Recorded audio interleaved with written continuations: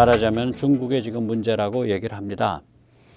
그 다음에 이제 매그너스 교수가 이제 얼마 전에 어떤 유튜브 채널에서 이렇게 인터뷰를 하는 걸 보니까 결국 이런 소리예요. 사회와 경제가 발전하면 지금까지와는 다른 방식, 다른 관점이 필요해집니다. 그런데 중국은 체제가 점점 더 경직되어 가고 있어서 이 같은 변화를 일으키지도 수용하지도 못합니다. 따라서 매우 심각한 위기와 문제에 부딪힐 수밖에 없습니다. 이러한 이야기를 합니다. 즉 다시 말하자면 과학과 기술과 경제가 발전할 때 그게 어느 단계에 도달하면 정치 체제가 변형을 일으키고 변화를 일으켜줘야 되는데 그걸 못한다는 거예요. 그래서 이게 충돌해가지고 둘이 충돌해서 결국은 위기에 빠질 수밖에 없다. 이제 이 얘기를 들으면서 저는 문득 누가 뭐 왕년의 빨갱이 아니라 그럴까봐 문득 마르크스 생각이 났습니다. 마르크스는 이제 공산혁명이 이제 필연적이라고 말을 하면서 생산력과 생산관계 사이의 모순 충돌을 이야기를 합니다. 이때 이 사람이 말하는 생산력은 요즘 우리로 말하면은 과학기술 경제 정도를 생각하면 될 거예요. 즉 마르크스는 과학기술 경제는 자유민주주의, 시장경제에 바탕한 자유민주주의를 이미 초월했는데 저 사람은 그 초월했다고 봐요. 그런데 정치체제는 시장경제 자유민주주의니까 이 정치체제와 과학기술경제, 즉 생산양식과 생산력 사이에 충돌이 일어나고 모순이 일어나서 그래서 이건 변혁으로 갈 수밖에 없고 위기로 갈 수밖에 없다. 이게 마르크스의 생산력과 생산양식 사이의 충돌, 프로덕티브 파워와 프로덕티브 모드 사이의 어떤 그 충돌, 모순의 그 핵심 개념입니다. 그런데 이 사람 얘기를 가만히 이렇게 생각을 하면은 이 모순은 시장경제 자유민주주의에 대해서는 실제로 없었어요. 다시 말하자면 시장경제 자유민주주의는 이 과학기술 경제가 발달할수록 그걸 점점 더 수용해 가면서 자기 변형을 일으켜 왔죠. 자기를 변형시켜 가면서 메타모포시스, 그러니까 변형시켜 가면서 그걸 수용해 왔다고요. 그런데 이 생산력, 다시 말하자면 과학기술 경제는 발전하는데 정치체제가 그거 어느 단계에 이르렀을 때 정치체제가 변화를 수용하지 못해서 지금 거기랑 충돌하고 있는 건 어디냐? 자기 스스로 전 세계 최후의 가장 우월한 중국 특색 공산주의라고 말하는 중국이에요.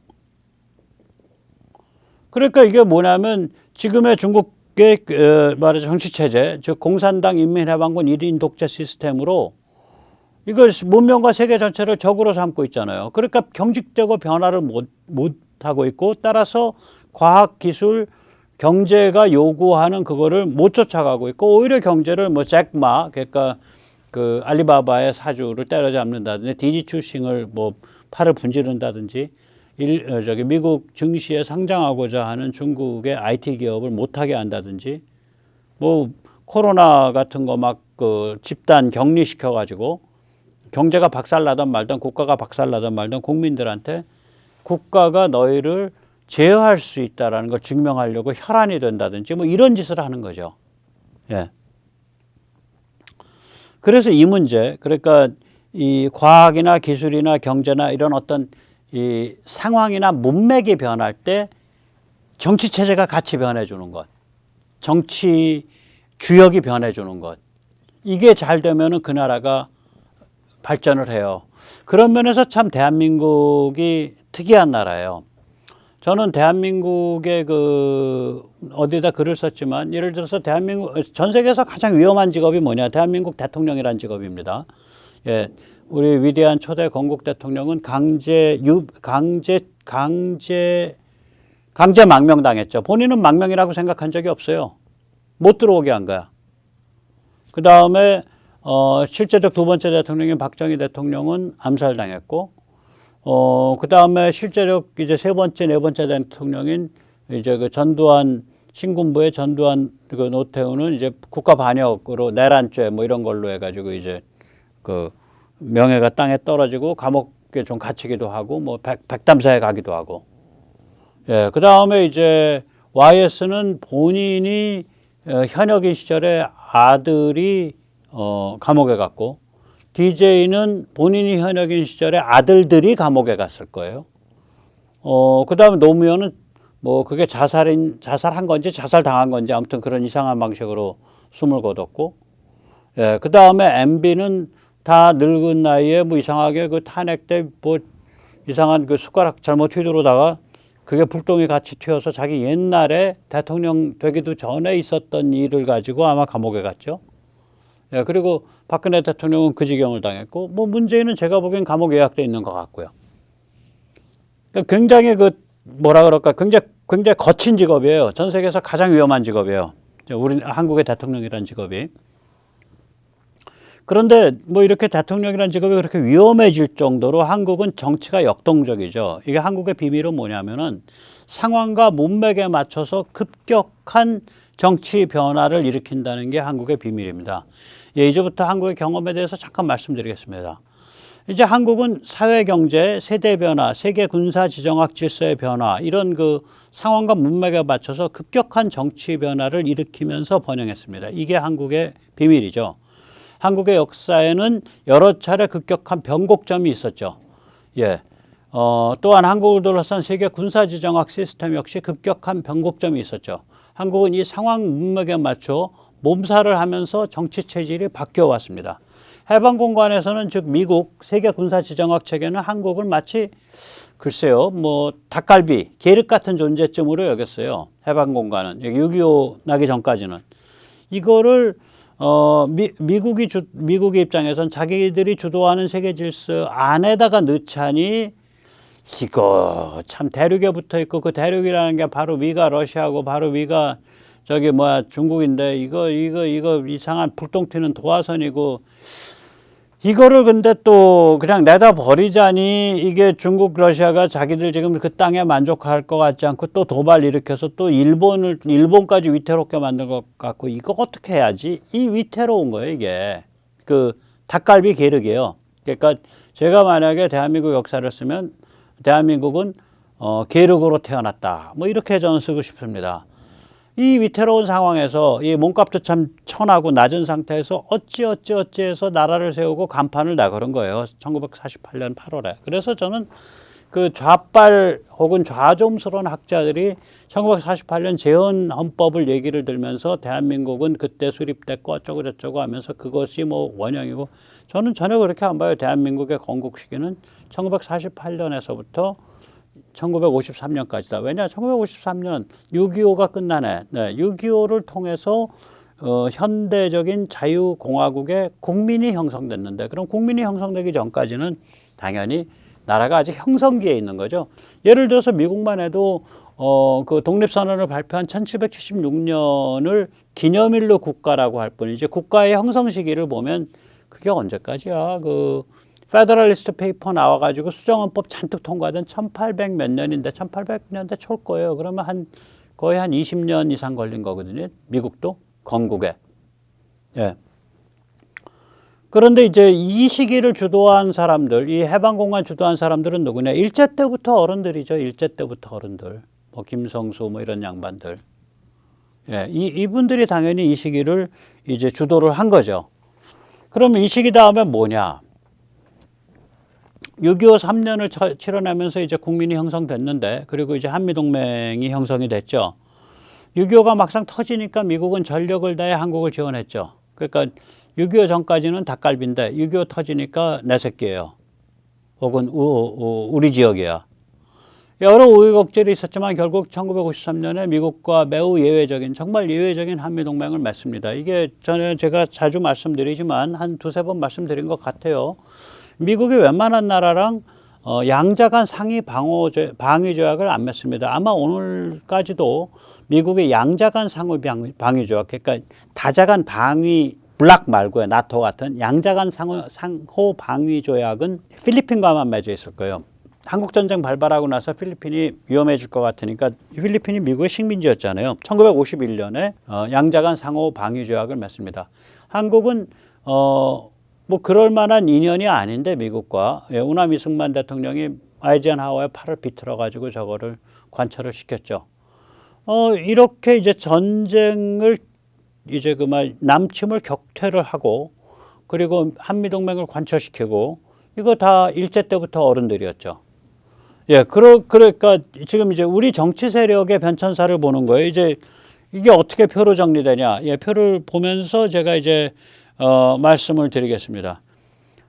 이 표에서 보이듯이 네, 저는 이제 일제 때부터 어른들, 그 다음에 전쟁 치른 당사자들, 그 다음에 신군부, 그 다음에 좀 모자란 문민시대의 리더십, 좀 튀는 문민시대의 대통령, 그 다음에 아마도 지금은 성숙한 문민시대의 첫 시작점 아니냐. 그렇게 해서 저는 말하자면은 둘, 셋, 넷, 다섯, 여섯 번째 지금 정치 세력의 컬러가 달라지고 있다고 봐요. 제가 뭐 그렇게 정치권에 기웃거리는 사람은 아니지만 윤석열 정부 때 정치 세력의 컬러가 굉장히 바뀔 겁니다. 예, MB 때는요, 예를 들어서 그 이재명 쪽에 나중에 갔죠. 박창달 씨라고 그 포항에서 뭐 지역에서 여러 가지 뭐 좀 이렇게 으쌰으쌰해서 좀 유명한 사람이죠. 그런 사람이 자유총연맹의 이사장을 맡았었어요. 말이 안 되는 거죠.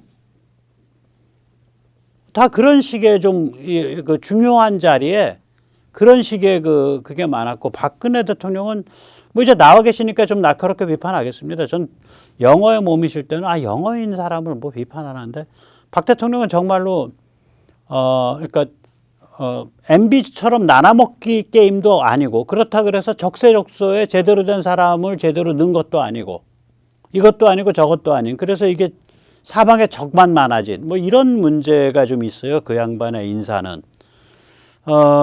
그래서 그러나 윤 정부를 보면 이게 이 윤석열이라는 사람 자체가 이게 이제 검찰 공무원 출신이라 공무원이나 이런 큰 조직에 소속된 사람들을 너무 지나칠 정도로 선호하는 문제는 있는데, 최대한 그 분야에서 전문가라고 그래도 뭐 비교적 그럴 만한 사람을 갖다가 이렇게 제대로 심는 경우가 많아요. 자기가 인사권을 제대로 발휘할 수 있을 때는 뭐 문고리 어쩌고 저쩌고 이런 사람들이 막 밀어넣는 사람이 아니면 보면 그래요. 예. 그래서 아마 윤 정부 때 여러 가지 의미에서 이 정치권이나 이런 데 체질이 좀 많이 바뀔 것 같다. 저는 그렇게 생각을 합니다. 그래서 이걸 하나씩 보죠. 제일 첫째 칸은 말하자면은 이게 이제 건국시기, 해방군과 건국시기니까 45년, 48년이고요. 이때 이제 미국에게 한국은 계륵이에요. 닭갈비예요. 근데 그 미국의 이제 그 당시에 세계 군사지정학적 관점은 개입주의죠, 당연히. 이게 샌프란시스코 회의 소집해가지고 유엔 만들고 뭐 마셜 플랜에서 유럽 살려내고 이럴 때니까 전 세계의 큰 맏형이고 전 세계의 전체 매니저예요. 개입주의죠. 그 다음에 이제 두 번째 시기는 우리가 6.25 남침을 격퇴한 시기, 50년, 53년인데, 이때는 뭐 국가의 가장 중요한 비즈니스가 6.25 남침 격퇴와 한미동맹의 형성이겠죠. 예, 이때도 미국은 당연히 개입주의죠. 그 다음에 세 번째 시기는 뭐냐면 전쟁이 끝나고 나서 이제 1960년 4.19 때까지인데, 이때 이제 전후 부흥식이에요. 그래서 뭐 이승만 대통령 때문에 경제개발 전혀 안 됐다. 아닙니다. 이때 경제 성장률 굉장히 빨라요, 우리. 뭐 굉장히 빠릅니다.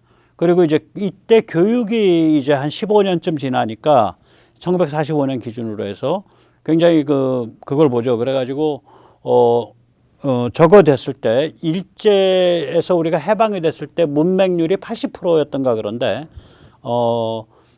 이 4.19 때 우리가 문맹이 20%예요. 굉장히 높은 수준에 도달해요. 그러니까 문자 해독률 20%도 낮은 수준이 아니거든요, 사실은. 그 당시에 전 세계적으로 보면 특히 이 식민지 출신 나라에서는 더 굉장히 높은 거고요. 그런데 이게 80%까지 가면 이거 어마무시하게 높은 수치입니다. 이미 그때 그렇게 되고, 고등학교 졸업자의 비율이 아마 거의 독일 수준인가 그렇게 될 거예요. 물론 품질은 모르겠는데 일단 아무튼 그렇게 해서 교육 쪽으로 입국 방향이 만들어지는 거예요, 그 당시에. 또 여러 가지 국가 행정부나 기타 등등의 체제 정비가 그때 일어난 겁니다. 그리고 이제 한미 동맹이 그때 이제 뿌리를 박기 시작을 하죠. 그 시기에. 예. 이때도 미국은 개입주예요, 여전히. 자, 그런데 이제 이 일제 때부터의 어른들이 말하자면 1945년에서 60년까지 15년 나라를 이끌어 왔다고요. 그런데 전쟁에서 피를 흘리면서 싸운 젊은이들이 그때 이제 나이가 40쯤에 도달하는 세대인데, 박정희 대통령만 해도 1960년을 기준으로 하면 불과 45밖에 안 됩니다. 예. 1915년생으로 제가 알고 있습니다. 이 전쟁터에서 피 흘리면서 싸웠던, 그리고 특히 청년 장교들 같은 경우에는 우남 이승만 대통령이 6천 명인가 7천 명을 미국에 단기 연수를 보내줬다고요. 시스템을 알아. 이 사람들 입장에서 보면은 일제 때부터 어른들은 고리타분하고 부패했고 자기끼리 아름아름으로 돌려서 해먹고 있는 집단으로 보이는 거예요. 또 그런 측면이 있고. 그러니까 4.19 나고 그다음에 결국은 전쟁 때 싸운 당사자들이 권력을 잡죠. 61년에.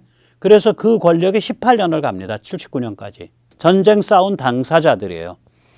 이게 근데 중간에 미국이 확 바뀌어요. 미국의 고립주의로 확 돌아버려요. 이게 언제 일어난 일이냐면 1969년 닉슨의 괌 선언입니다. 닉슨의 괌 선언은 뭐냐면 동맹들이 다 알아서 이제 자기들이 각자 방위하고 자기들이 알아서 먹고 살아라. 미국이 힘이 빠져서 이제 더 못 도와주겠다. 또 베트남 전쟁은 베트남인이 감당해야 된다. 그래서 Vietnamization of the Vietnamese War예요. 예, 베트남 전쟁의 베트남화. 그런 아주 폭탄 선언을 합니다. 대통령 당선되자마자. 그게 1969년의 일인데요. 이러니까 이제 문제가 이제 번지는 거죠. 거기다가 이제 이게 미국 고립주의로 도는 거거든요. 69년에. 그리고 나서 곧바로 70년대 초에 중국을 이제 미국이 중국과 손을 잡죠. 소련을 견제하기 위해서. 자기들이 고립주의로 가는데 세계 질서는 어느 정도 유지해야 되니까 중국과 손을 잡는 거예요.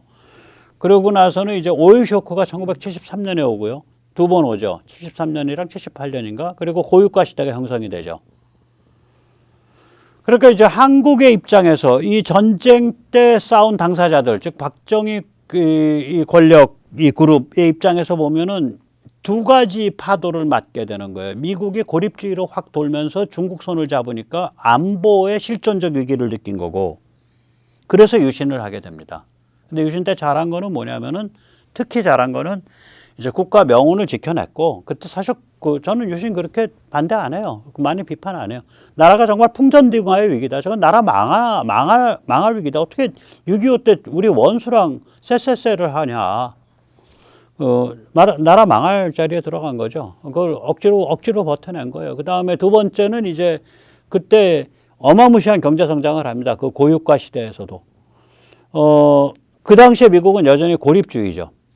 그런데다가 이제 이 고립주의 시대의 마지막에 한 4년이 이게 땅콩농단 주인 아니야, 카터. 극한 대립하죠. 박정희 대통령이랑. 극한 대립이죠. 예. 이 카터 나쁜 짓 많이 했어요. 중국에 대해서 최혜국 대우를 해준 게 카터입니다. 제가 기억하기로. 카터일 거예요. 79년 최혜국 대우일 거예요, 중국이. 예, 그게 나중에 이제 한 20년 지나서 아들 부시 때인가? 예, 아들 부시 때 그게 이제 WTO 가입까지 이어지는 거죠. 아마 카터가 그때 중국의 최혜국 대우해 줬을 거예요. 자, 그래서 이제 말하자면은 이 전쟁 때 싸운 당사자들의 게임이 이제 79년에 끝난 거고요. 80년 들어서서 이제 말하자면 이 신군부가 등장을 하는 거죠.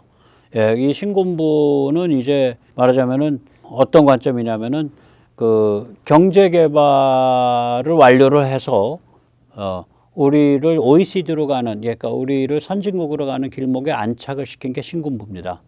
그리고 그 다음에 민주화 세력과 타협을 해서 커다란 유혈 사태 없이 이제 문민 정부로 넘어갈 수 있는 길을 튼 게 신군부죠. 신군부가 그러니까 80년에서 92년인가? 예, YS 전까지. 예. 그때까지가 신군부 체제죠. 예. 13년 정도가 신군부입니다. 이때 신군부가 이제 미국이랑 합이 잘 맞았어요. 이거는 미국이 그때 이제 고립주의를 떨치고 개입주의는 아닌데 미국이 레이건 때 개입 많이 한 거 없습니다. 아프간에서 그 탈레반 도와가지고 러시아 물리치게 한 거, 소련 물리치게 한 거 외에는 뭐 미국의 특별한 개입은 큰 건 없었어요. 바깥에 미군이 막 들어가서 하는 건 없었어요. 단지 이제 그 소련에 대해서 무한 군비 경쟁을 일으켰죠. 레이건이. 그래서 소련이 그거 쫓아오다가 복상 망한 거죠. 그렇다고들 뭐 얘기를 해요.